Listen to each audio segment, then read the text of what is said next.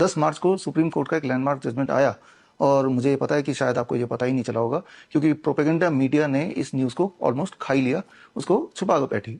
ये landmark judgement ये था जिसमें सुप्रीम कोर्ट ने माना कि कोविड वैक्सीन के साइड इफेक्ट हैं और इससे मृत्यु भी हो रही है, और आदेश दिया कि जिनको ये साइड इफेक्ट हुआ है कोविड वैक्सीन से उनको कंपनसेशन मिलना चाहिए, भारत सरकार दे, और जो जिनकी मृत्यु हुई उनको भी कंपनसेशन दे।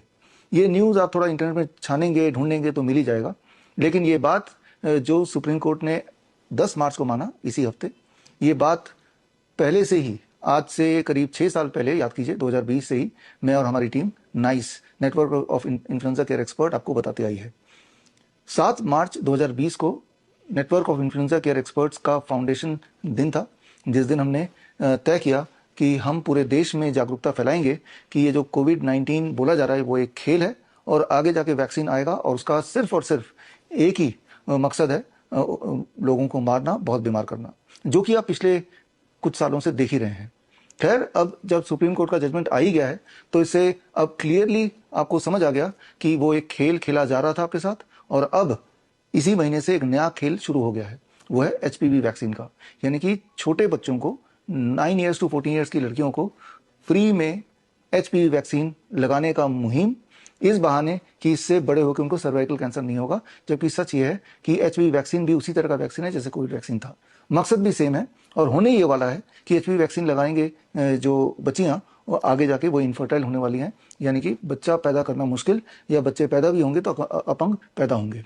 तो खैर, इसी वीडियो में आप आगे देखिए कि जब हमने 2020 में nice network of influenza care expert start किया और हर डिस्ट्रिक्ट में हमारे कम से कम एक एक्सपर्ट थे जो घर घर जाके लोगों के मास्क उतार के उनको करेक्ट इन्फॉर्मेशन दे रहे थे, और उसी दौरान प्रोपेगेंडा मीडिया हम जैसे लोगों को ये बता रही थी ये तो मिस इन्फॉर्मेशन फैला रहे हैं, ये तो एक मिथ फैला रहे हैं, ये तो एक झूठ फैला रहे हैं। लेकिन अब जगह जगह पे मैं और हमारी टीम ने इन सब पे केस किया हुआ है। छत्तीसगढ़ हाई कोर्ट में एक केस चल रहा है फिलहाल, और जैसा आप इस वीडियो में देख रहे हैं, और जहाँ पे हमारी टीम के जितेंद्र बंजारा ने केस किया जो कि माइक्रोबायोलॉजी के एक्सपर्ट हैं, और ये केस बड़े अच्छी तरह से चल रहा है। उस केस के माध्यम से बताया कोर्ट को कि गवर्नमेंट ऑफ इंडिया ने जो वायरस का खेल खेला वो सिर्फ एक खेल था, किसी तरह का कोई वायरस था ही नहीं, ना ही कोई सबूत आईसीएमआर दे पाई।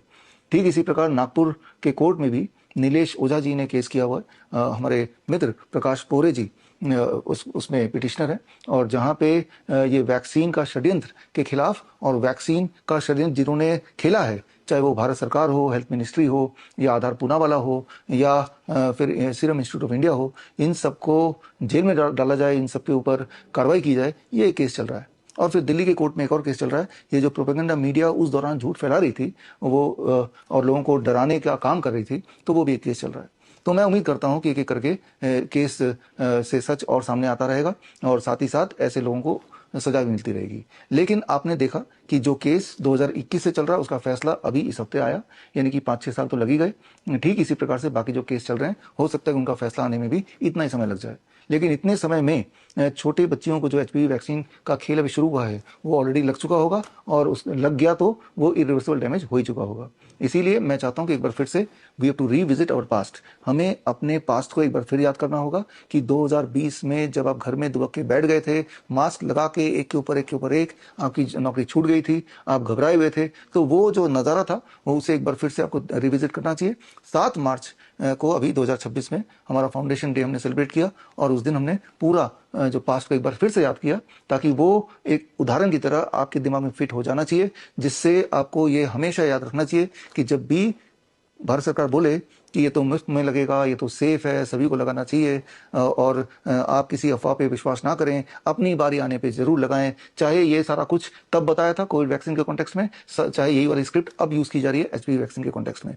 हमें अलर्ट होना पड़ेगा, एकजुट होना पड़ेगा, इसके खिलाफ आवाज उठानी पड़ेगी। जिस तरह से हमारे नाइस एक्सपर्ट्स ने पूरे देश में एक मुहिम चलाई थी 2020 ऑनवर्ड्स, और वो मुहिम का हिस्सा इसी वीडियो में आगे वो कहानी आपको देखने को मिलेगी।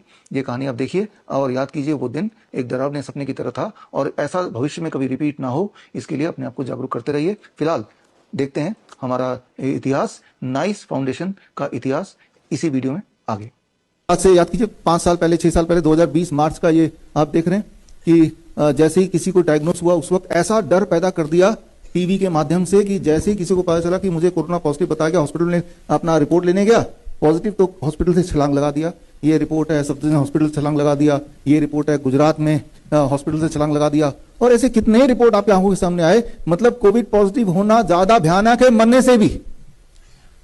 आप समझ रहे हैं, मतलब डर इतना कोविड का हो गया कि मौत का भी उतना डर नहीं है। यानी कि इंसान को कोविड पॉजिटिव होना मंजूर नहीं है, मरना मंजूर है। तो याद रखिए, जब आपको ठीक ठाक डरा दिया जाए तो आपकी जान और आपकी माल लूटना बड़ा आसान हो जाता है, क्योंकि आपके जो होश है, आपका जो एक इंटेलेक्ट है, वो कहीं शून्य हो जाता है। तो ये सारा कुछ चल रहा था, आप सब देख ही रहे थे, अपने टीवी में बड़ा एंजॉय भी कर रहे थे कई लोग कि वुहान में चल रहा है, जैसे कोई डरावनी मूवी देख रहे हो। लेकिन साथ ही साथ ये भी अनाउंसमेंट चल रहा था कि भाई हमारे देश में भी मॉल बंद कर दिए जाएंगे, स्कूल बंद हो जाएगा, आने वाली होली में आपको नहीं होली खेलना, ये फैल सकता है, वो फैल सकता है। अभी 1-2 केस पकड़े गए, राइट, तो उनको क्वारंटाइन किया गया।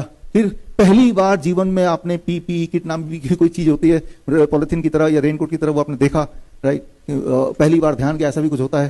तो वो दिन था जब, ये तो मुझे पता ही था कि ये सब चीजें जो खेल शुरू हो गया है, तो लेकिन ये खेल शुरू हो गया तो ये लोगों तक बताना जरूरी, ये खेल है, असली नहीं है।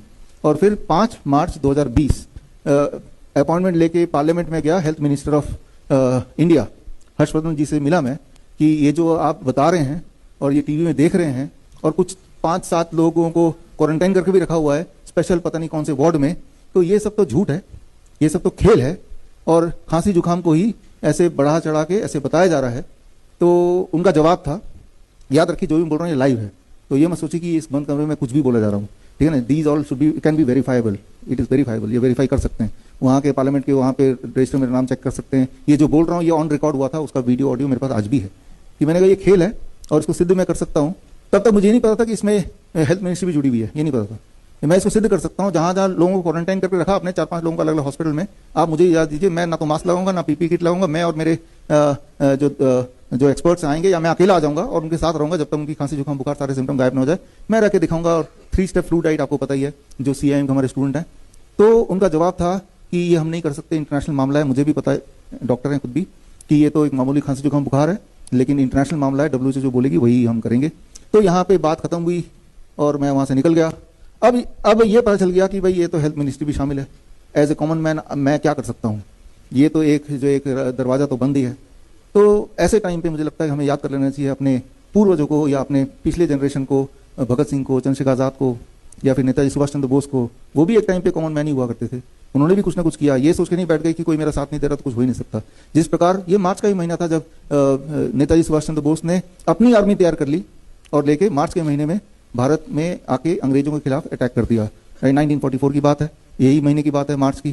तो थोड़ी सी इंस्पिरेशन लेके आज के भगत सिंह, आज के चंद्रशेखर आजाद, आज के सुभाष चंद्र बोस तो आप ही हैं, हम ही हैं, हम ही वो रोल प्ले करना पड़ेगा, कोई और नहीं आएगा, हम ही में से आएगा, ये तो याद रखना पड़ेगा आपको, है ना।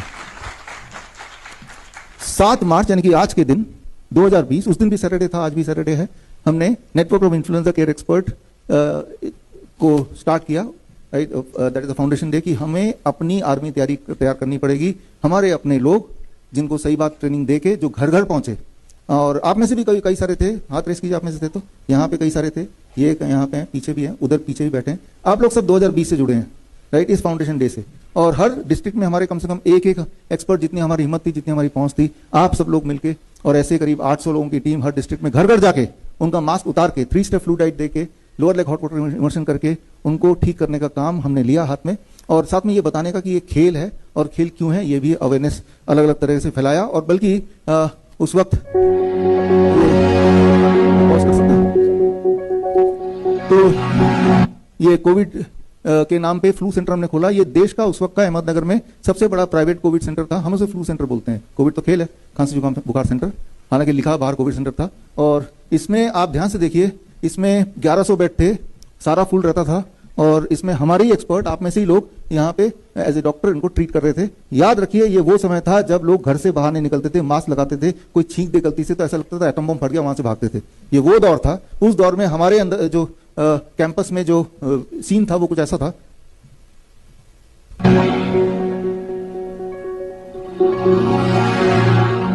आपको कहीं कोई मास्क दिख रहा है, कोई सोशल डिस्टेंस दिख रही है, कोई सैनिटाइजर? ये सब हमारे बच्चे हैं। ये 8 साल की है, आप कितने साल के हो?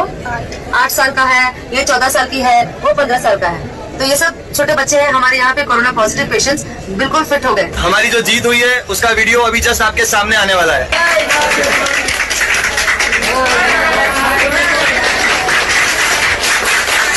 ये वो लोग थे,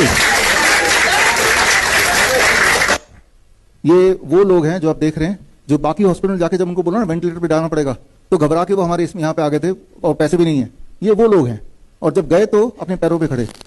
ये हमारे नाइस वाले पेशेंट्स। और इस तरफ देखिए, जब उस वक्त बड़े बड़े हॉस्पिटल से पेशेंट बाहर निकलते थे, जाते थे अपने पैरों पे चल के, और वापस जब आ रहे हैं वो व्हील चेयर पे आ रहे हैं, अगर तो आ रहे हैं तो, नहीं तो उनकी लाश ही आती थी। ये वही वाला समय है। एक तरफ देश दुनिया के हॉस्पिटल इस प्रकार दिखाई दे रहे थे, पीपी किट के साथ, मास्क के साथ, आप देख ही रहे कितना भयानक सीन। और उसी वक्त उसी समय हमारे जो इस तरह हमारा जो वो था इस तरह, और इसमें अधिकतर पेशेंट वो थे जो बाकी हॉस्पिटल जाने के बाद जब बोला कि आपका तो आखिरी स्टेज है, वेंटिलेटर लगाना पड़ेगा, इतना पैसा ले आओ, और उनके पैसे भी नहीं है, डर भी गए, तब वो जब आए उसके बाद की जो बात है वो सारा कुछ आप यहाँ पे देख ही रहे हैं। तो खैर, ये आप देख रहे हैं कितनी भयानक सीन। ऐसे लग रहा है इंसान तो ये देख के ही डर जाएगा, भूत की तरह, है ना। रात को नींद खुलेगी और ये देख के डर जाएगा। तो जब ये चल रहा था तो आप में से कुछ लोगों को पता ही है, तब देखा ये मिनिस्ट्री ने क्या चक्कर चल रहा है कि ये एक ऐसी जगह बना ली जहाँ पे सैनिटाइजर अलाउड नहीं है, सोशल डिस्टेंसिंग अलाउड नहीं, हाथ मिलाना पड़ेगा, साथ में खाना खाना पड़ेगा, डांस भी करना पड़ेगा, सारा कुछ उल्टा कर दिया। तो रिजल्ट भी उल्टा आ रहा होगा, लोग मर रहे होंगे। फिर इस पे हमारे सेंटर में national institute of naturopathy, government of India, Ayush ministry से एक टीम आई। उन टीम ने फिर मुआयना किया, ऑब्जर्वेशन स्टडी किया बाकायदा, देखें कि ये क्या कर रहे हैं, उसका रिजल्ट क्या आ रहा है। 3 स्टेप फ्लू डाइट, वहां दवाइयां थी नहीं, सिर्फ citrus fruit juice and coconut water, यही था दवाई हमारी। और जब उन्होंने देखा, फिर 3 महीने बाद उन्होंने ये रिपोर्ट जारी की कि ये जिसमें लिखा कि हफ्ते में ज्यादातर लोग ठीक हो रहे थे, और उसमें डांस भी था, सिंगिंग था, इवन शादी भी कराई वहीं पे, और कोई भी एडवर्स इफेक्ट नहीं हुआ, कोई भी मरा नहीं, और ये सक्सेसफुल रहा। और आगे इन फ्यूचर दोबारा कभी कोविड या इस तरह की बीमारी में ये 3 स्टेप फ्लू डाइट ये दिया जा सकता है। ये लिखित में उन्होंने ऑब्जर्वेशन स्टडी का रिपोर्ट जारी किया। जारी करने के बाद हमने फिर प्रेस कॉन्फ्रेंस किया। प्रेस कॉन्फ्रेंस में आचार्य मनीष जी आप भी थे, है ना, और प्रेस कॉन्फ्रेंस करके देश दुनिया को बताया भाई अब तो ये दस्तावेज सरकारी भी आ गया है जो हम बोलते आ रहे थे, है ना। और उसके बाद जब ये जाहिर हो गया कि भाई ये तो कोरोना नहीं था, ये तो एक फ्लू था, और ये सारा कुछ रिटर्न में है, तो फिर अगले 2 दिन बाद आयुष मिनिस्ट्री ने एक प्रेस विज्ञप्ति हमारे अगेंस्ट जारी किया 28 जुलाई 2021, जिसमें लिखा कि हाँ हमने ऑब्जर्वेशन स्टडी किया था, हाँ कुछ ऐसे हमने ऑब्जर्व किया, लेकिन अभी हमने अप्रूव नहीं किया, हम इस पे और स्टडी करेंगे और गहन अध्ययन करेंगे, फिर अप्रूव करेंगे। लेकिन अब ये बात है 2021 की, आज 5 साल भी हो गए, अभी तक उसको गहन स्टडी पूरी नहीं हुई। तो यहाँ पे समझना होगा कि कोई चीज का आसान अगर कोई सोल्यूशन है भी, तो सोल्यूशन आप तक ना पहुंचे उसके लिए किस तरह का खेल खेला जाता है। तो ये सारी जो खेल है, धन्यवाद। तो ये सारा लिखित में आप इंटरनेट में सर्च करेंगे तो वो सब आपको सारे प्रोपेगेंडा मीडिया मिल जाएगा कि भाई नहीं अभी अप्रूव नहीं किया, अभी तो कड़ाई भी दवाई भी कड़ाई भी यही चलने दो, है ना, जब उनकी पोल खुलने लगी। और उसी दौरान हमने कई सारी किताबें, 2020 की किताबें हैं ये सारी रिलीज की, और इसमें फिर जब मंकी पॉक्स आया तो मंकी पॉक्स की किताब रिलीज की। मंकी पॉक्स का खेल को एक्सपोज करने के लिए डॉक्टर नमिता जी है, please come. Doctor Namita MBBS MD है, तो हमने इन्होंने वॉलंटियर किया कि मैं अपनी ब्लड देती हूँ मंकी पॉक्स का टेस्ट करने के लिए। इनके ऊपर जब टेस्ट 25 बार किया गया तो ये दुनिया की पहली मंकी पॉक्स पॉजिटिव डॉक्टर बन गई। तो मतलब ये कि अगर आप मंकी पॉक्स वाला टेस्ट अगर 25 बार कर देंगे किसी एक इंसान पे, तो चांसेस आर कि मंकी पॉक्स पॉजिटिव आ ही जाएगा। बोलने का मतलब ये है कि अगर हमें ये दिखाना हो कि हमारे देश में 1 lakh monkey pox positive case है, तो कितने टेस्ट करने पड़ेंगे 1 लाख के लिए? 25 लाख करने पड़ेंगे ना, हर 25 में से एक, है ना। तो इस तरह से प्रूफ के साथ हमने पिछले साल जब HMPV का खेल शुरू हुआ था तब भी ऐसे हमने किया, तो और वो किताबें रिलीज की। ये किताबें आप ऑनलाइन भी देख सकते हैं, मेरे वेबसाइट से भी ले सकते हैं। ये सारा कुछ मैं क्यों बता रहा हूँ, क्योंकि ये सारी रीसेंट मेमोरीज हैं आपकी, ये सारी चीजों को आपने जिया है, अभी देखा है अपने सामने प्रोपेगेंडा मीडिया में क्या चल रहा है, लेकिन असलियत क्या है इसमें दर्ज है, राइट। अगर इसमें से कुछ भी झूठ होता तो मैं यहाँ पे खड़ा होकर ये भाषण दे नहीं पाता। ये बात को समझना पड़ेगा, और ये वैसे भी ये सारे एविडेंस बेस्ड है।